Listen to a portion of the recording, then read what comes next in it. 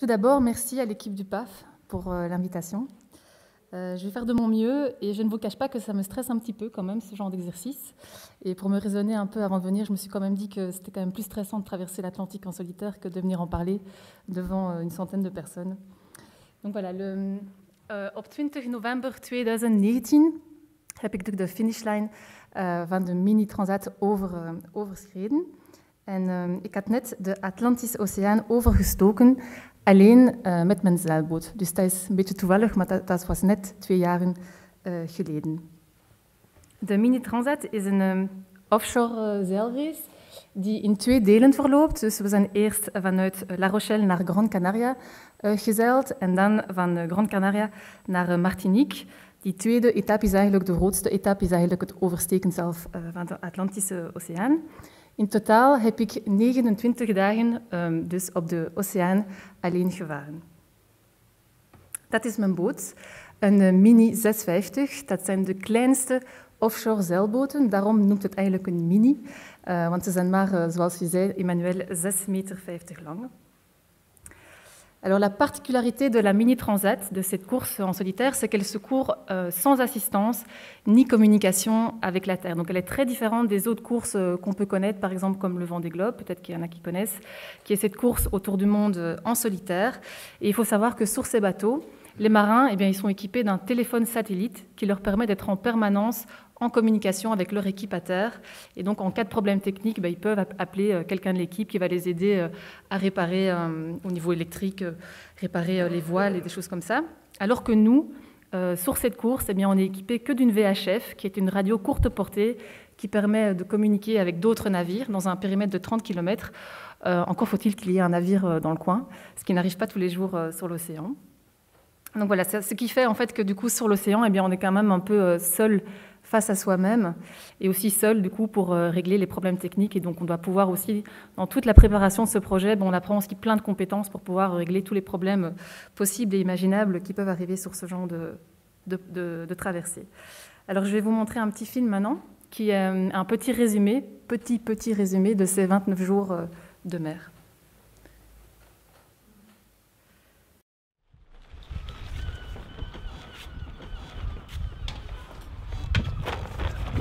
Je me sens presque prête, mais par contre, ouais, j'ai beaucoup de peur, ouais.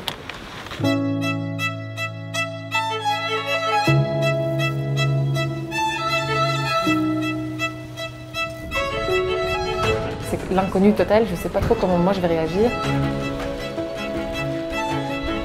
En fait, la Mini Transat, c'est même pas un truc auquel je pensais il y a 2 ans. C'est pas juste naviguer en solitaire, c'est aussi tous les aspects autour qui sont seuls.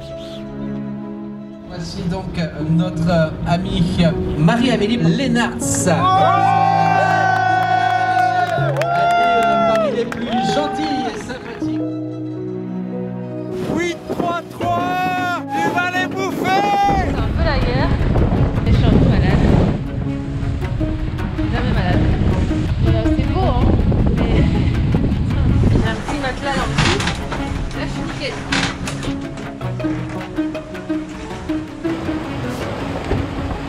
On a passé le Cap Finistère, ça sent la Sangria, ça sent les Canaries.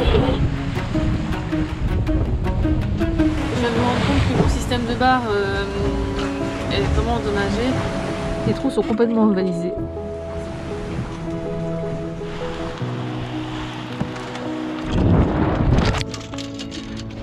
J'en peux plus. Je suis où? Donc voilà le chantier quoi. Une journée de boulot dans le cockpit. Et là il y a Albert, le Belge, qui est juste derrière. Bah, ça fait trop plaisir de parler à quelqu'un. Aujourd'hui, c'est le jour de la douche. Qu'est-ce qu'on est venu chercher en fait dans la France Atlantique? C'est trop beau! C'est bien remonté dans le classement, ça fait plaisir à entendre. Je suis 40e.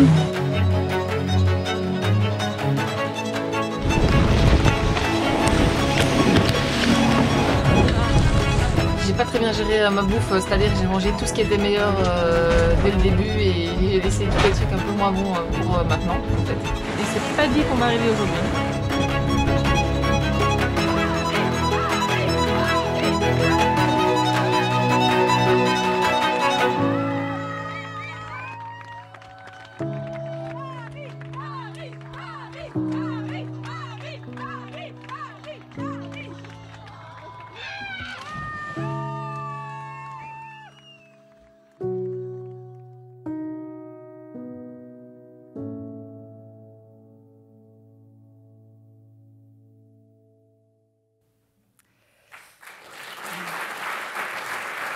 Merci.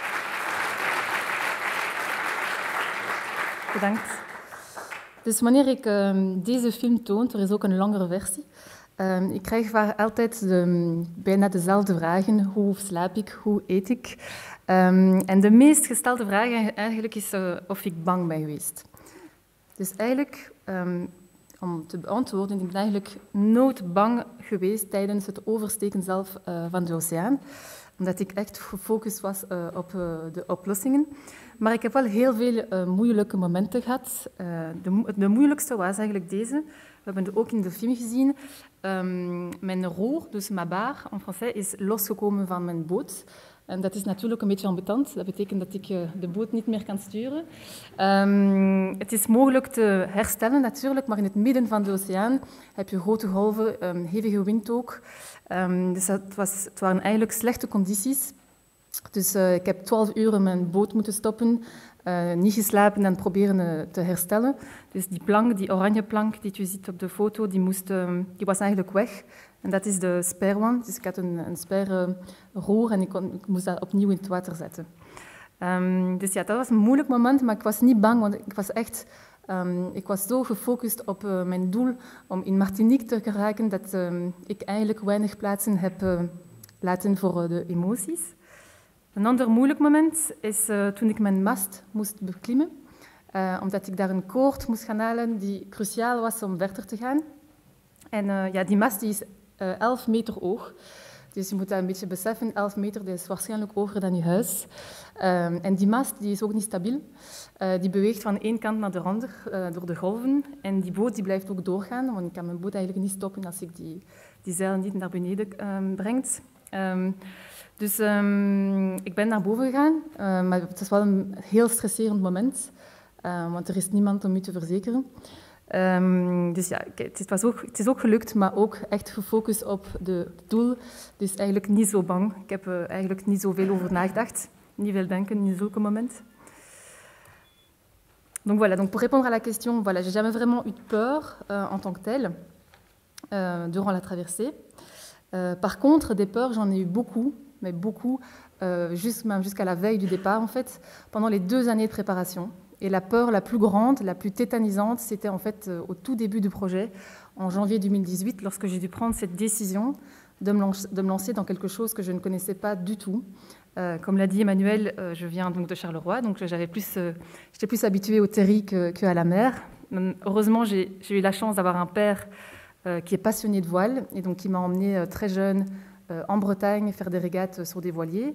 Et puis j'ai très vite accroché et j'ai toujours gardé la voile comme hobby que je pratiquais tous les week-ends à Nieuwpoort ou ailleurs. Et puis au niveau professionnel, c'est vrai que j'ai eu un parcours, on va dire, plutôt conventionnel. Donc oui, rien ne me prédestinait vraiment à prendre le large. Dus we zijn terug in die moeilijk moment, begin 2018. Ik ben bang. Ik ben eigenlijk heel bang, want ik weet niet wat te verwachten. En ik heb nooit alleen gezeild, altijd in teams. Ik heb ook nooit gezeild op een mini. Het zijn heel kleine racingboten. Ik kende dat totaal niet.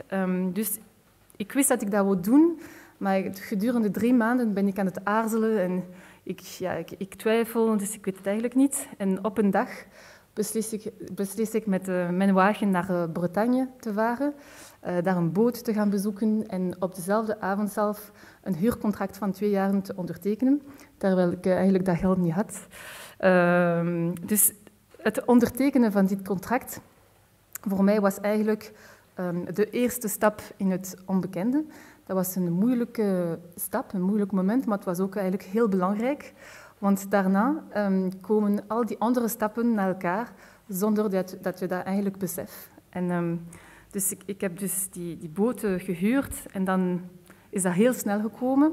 Ik heb de eerste navigatie alleen gedaan, dan de eerste nacht alleen. En op dat moment kan ik u zeker verzekeren eigenlijk dat ik niet op mijn gemak was. De eerste nacht alleen in Bretagne. En dan kwam de eerste race, la première régate, alleen ook. Ik heb ook heel veel nieuwe skills moeten leren. Zoals ik het zei, we moeten alle mogelijke problemen kunnen oplossen. En elektriciteit is één voorbeeld daarvan. Als men alleen vaart, is elektriciteit belangrijk voor de automatische roue, le pilote automatique, die het mogelijk maakt voor mij om te slapen, om te eten ook. Dus al die stappen naar elkaar. En dan op een dag, na 2 jaren, bevind je dan op de start van de Midi Transat in La Rochelle, zonder het eigenlijk te beseffen ook. Dus iedereen kent die uitdrukking, er is geen grote sprong, maar alleen kleine stappen. En ik kan nu zeker verzekeren dat echt waar is eigenlijk.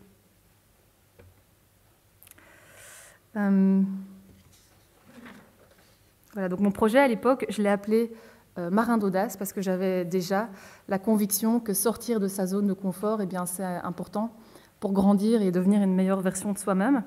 Et cette conviction, je l'avais parce que je la basais en fait sur mon expérience et que ça m'était déjà arrivé une fois dans ma vie d'être projetée dans quelque chose, un environnement complètement différent. Et en fait, c'était l'année PAF. Donc voilà, je ne voulais pas faire la frotte-manche avec PAF, mais c'était quand même un moment charnière dans ma vie.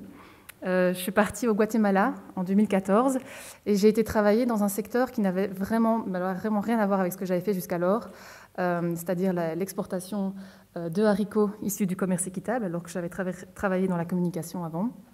Donc je n'ai pas non plus de formation économique, j'avais étudié les langues germaniques et donc je ne parlais pas un mot d'espagnol non plus, donc il m'a fallu du temps pour commencer à être un peu efficace dans mon travail.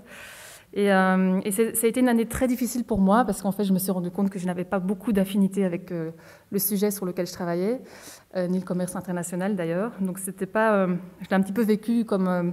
c'était très difficile en tout cas de se rendre compte qu'on n'est pas là où on veut être, en fait, on n'est pas à sa place. Et donc, j'ai fait un travail sur moi. Je me suis retrouvée donc, pendant 1 an comme vous tous. J'imagine que ça résonne peut-être pour certaines personnes. Mais donc, je me suis retrouvée là-bas sans mes amis, sans ma famille, dans un métier qui ne me plaisait pas plus que ça. Et donc, j'ai découvert d'autres choses. À l'époque, c'était en 2014, le yoga était beaucoup moins présent en Europe que maintenant. Et là-bas, au Guatemala, il y a beaucoup d'Américains qui traînent là, au bord du lac Atitlan, pour ceux qui connaissent un peu. Il y a plein d'écoles de yoga. Et donc, voilà, j'ai fait ce travail d'essayer de m'écouter, en tout cas, et d'écouter cette petite voix intérieure, l'intuition qui raconte un petit peu ce qu'il y a dans notre cœur et dans nos tripes. Et j'imagine que vous la connaissez peut-être, cette petite voix. C'est une voix en fait qui n'est pas facile à entendre parce qu'elle est parfois couverte par d'autres voix qui sont la voix de nos parents, la voix de nos collègues, la voix de nos professeurs à l'école quand on était plus jeune, la voix qu'on entend aussi parfois dans les publicités, qu'on lit dans la presse. Et donc cette voix-là, pour moi, en tout cas ce que j'entendais, mes parents, c'était complètement folle de te lancer dans ce genre de choses. À 30 ans, parce qu'à l'époque j'avais 30 ans, on ne fait pas ce genre de choses, donc on fonde plutôt une famille, on achète une maison. Puis il y avait aussi les petites voix que je me racontais à moi-même, qui étaient plutôt mes propres croyances limitantes, où j'aurais beaucoup moins de temps pour moi, pour ma famille, pour mes amis. C'est trop cher, puis ça va aussi, je ne vais pas y arriver, j'avais un peu la peur de l'échec. En dan was nog een stem die heel luid klonk in mijn hoofd. En die stem, ik heb die pas voor het laatste jaar kunnen onderscheiden. En het was eigenlijk die stem die toen zei, je bent een vrouw eigenlijk, en offshore zeilracen, dat is iets voor mannen. Dus op die foto ziet u eigenlijk de 8 vrouwen die deelgenomen hebben aan de Midi Transat, dus de 7 vrouwen samen met mij. En ja, het is waar, dus 8 vrouwen op 80 deelnemers, dat is eigenlijk ook niet zoveel.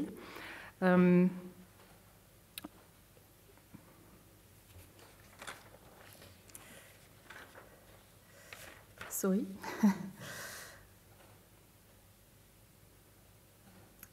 Dus ik kende wel één Belg die al deel had genomen aan de Midi Transat, maar het was een man, het was ook een professionele zeiler. Zijn naam is Jonas Scherkens. Dus ik dacht, ja, ik kon me eigenlijk niet identificeren met hem. Ik kende ook wel andere vrouwen, zoals Ellen MacArthur. Maar ja, die vrouwen, of Isabelle Autissier, ik zag ze eerder als eigenlijk superwoman. De prikkel, donc le déclic, de prikkel is eigenlijk gekomen op de Midi Transat 2017, dus de vorige editie. Ik was aanwezig voor de start en een beetje per toeval. En ik zag daar op het water 8 of 10 vrouwen, ook op 80 deelnemers. Maar die vrouwen die waren hetzelfde leeftijd als ik. En als ik een beetje keek naar hun ervaring, de 2 jaren daarvoor, voordat ze begonnen aan dat project, ze hadden ook eigenlijk niet zoveel ervaring in zeilen, eigenlijk dezelfde ervaring als ik. Dus ik ben me begonnen te identificeren. Dus ik denk dat het moeilijk is om naar die intuïtie, naar die voix intérieure te gaan luisteren, maar ik denk dat dat ook cruciaal is. En ik zal nu vertellen waarom ik dat cruciaal vind. Et en fait, ceci, c'est en fait le dernier apprentissage de mon aventure, et c'est aussi celui que je trouve le plus important. Quand on passe la ligne d'arrivée de la Mini Transat, après 2 années intenses de préparation, après avoir traversé l'Atlantique aussi, il y a un poids énorme qui sort des épaules, et surtout, on a un immense sentiment d'accomplissement. Et ce sentiment d'accomplissement, en fait, il fait qu'on se sent libre d'entreprendre un peu tous les projets, et surtout de croire que rien n'est impossible. Alors ce sentiment, il m'a aidé à prendre des décisions importantes pour mon futur, des décisions qui étaient vraiment liées à mon intuition. Et j'ai senti aussi que ces décisions, j'ai réussi à les prendre assez rapidement, sans douter cette fois-ci, contrairement à ce qui s'est passé en 2018. Je pense vraiment que quand on fait preuve d'audace, on arrive à prendre et qu'on prend des risques, eh bien ça améliore vraiment notre capacité sur le long terme à prendre des bonnes décisions. Et donc les décisions que j'ai prises quand je suis rentrée, j'avais pris une pause carrière dans mon travail, donc j'ai décidé de démissionner. Et puis j'ai fait des formations, j'ai passé mes brevets professionnels pour devenir skipper professionnel. Donc aujourd'hui, j'accompagne des personnes qui souhaitent aussi se lancer dans des voyages plus au large, en famille ou même en course. Et puis je me suis aussi lancée dans une aventure complètement nouvelle pour moi, qui me faisait rêver depuis très longtemps. Alors je ne suis pas journaliste, c'était de faire de la radio. Et donc j'ai proposé à la RTBF de suivre le Vendée Globe l'année passée. Donc toutes les semaines, je faisais une chronique durant 3 mois pour raconter un peu le quotidien des marins en mer. Et puis le dernier projet sur lequel je travaille, qui est plutôt un projet un peu plus ambitieux et assez difficile à mettre en place parce qu'un peu un ovni dans un milieu très institutionnel. Je travaille depuis quelques mois sur la mise en place d'un voilier qui serait dédié à la science en Belgique, pour des scientifiques puissent aller chercher des données, mais aussi un voilier qui pourrait être présent et utilisé par des étudiants pour la formation sur le terrain pour les jeunes en sciences marines. Et puis je pense aussi que ce voilier serait un outil très puissant pour raconter la science des océans, les océans qui sont un enjeu majeur dans la régulation du climat. Voilà. En résumé, tout ce que je voulais en fait vous partager, c'est qu'il n'y a rien de plus précieux, je pense, que d'être aligné avec son intuition, avec ce qu'on a vraiment envie de faire dans ses tripes.